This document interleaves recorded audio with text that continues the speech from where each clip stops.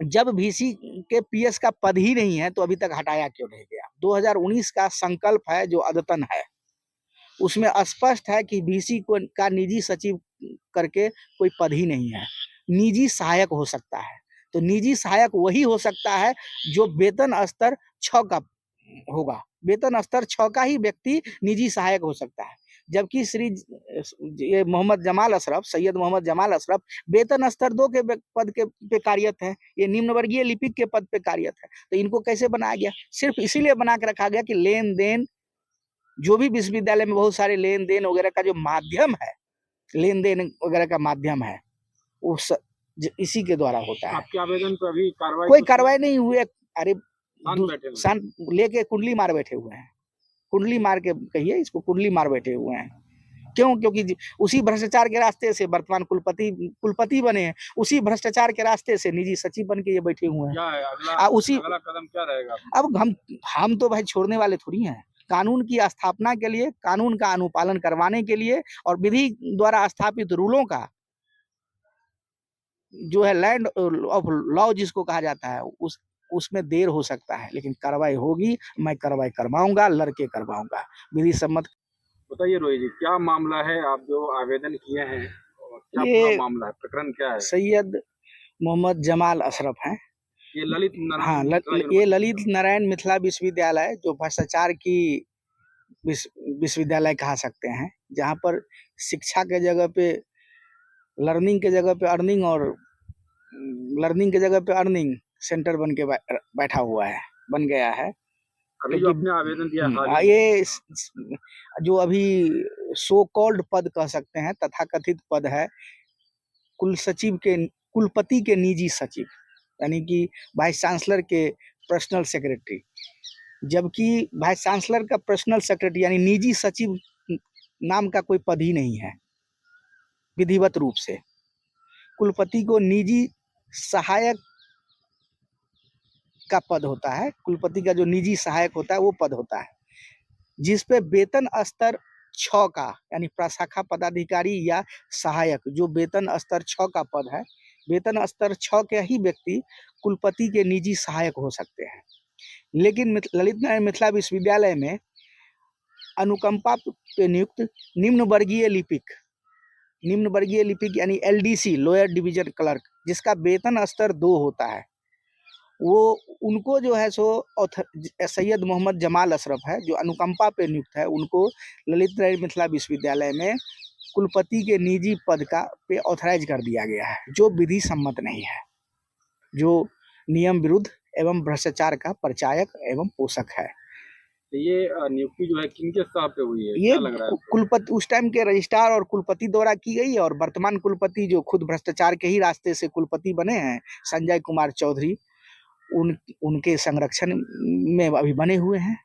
मेरे द्वारा दिनांक 6/4/24 को कुलपति को आवेदन दिया गया था श्री सैयद मोहम्मद जमाल अशरफ के संबंध में।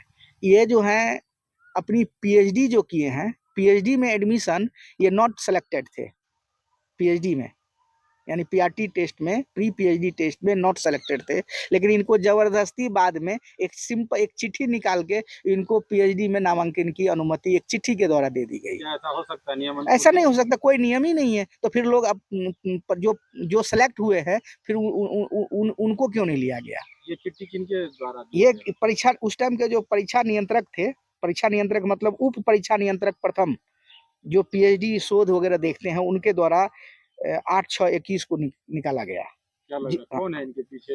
ये VC के जब PS थे उस टाइम, पूर्व कुलपति के, उसके बाद जो पूर्व के पदाधिकारी थे उनके, और अभी वर्तमान के, ये लोगों के संरक्षण में सब हो रहा है।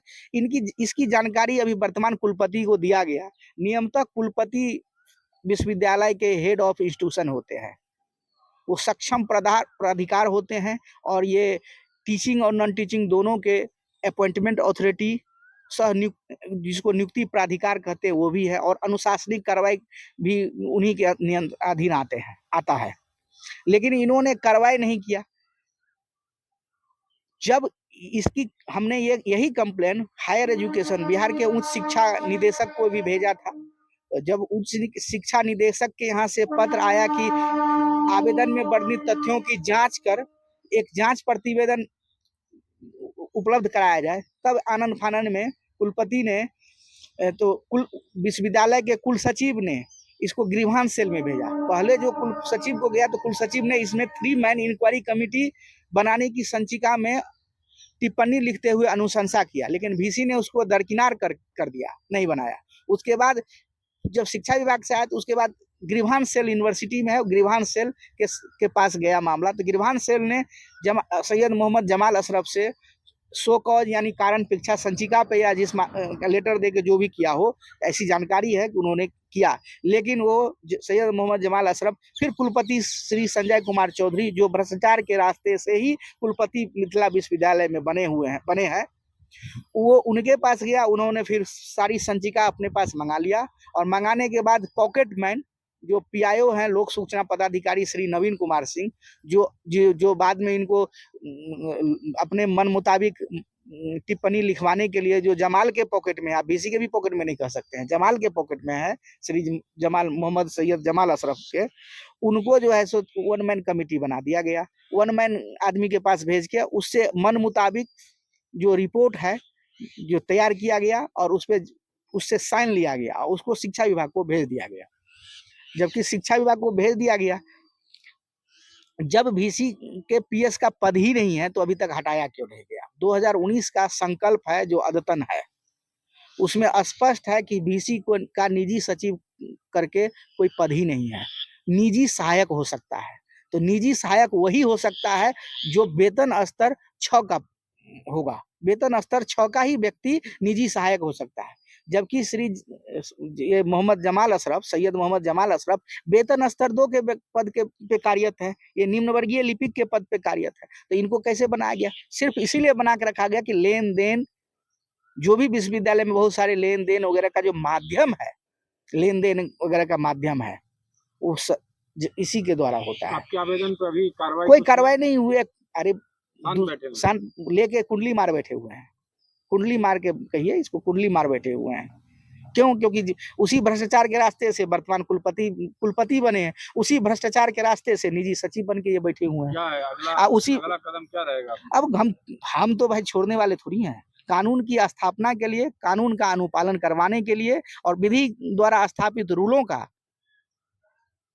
जो है, लैंड ऑफ लॉ जिसको कहा जाता है, उसमें देर हो सकता है, लेकिन कार्रवाई होगी। मैं कार्रवाई करवाऊंगा, लड़के करवाऊंगा। विधि सम्मत कानूनी बहुत सारी प्रक्रिया हैं, उन प्रक्रियाओं के द्वारा करवाई जाएगी और करना पड़ेगा। जो लोग इसको मदद पहुंचा रहे हैं वो भी अपराधी हैं।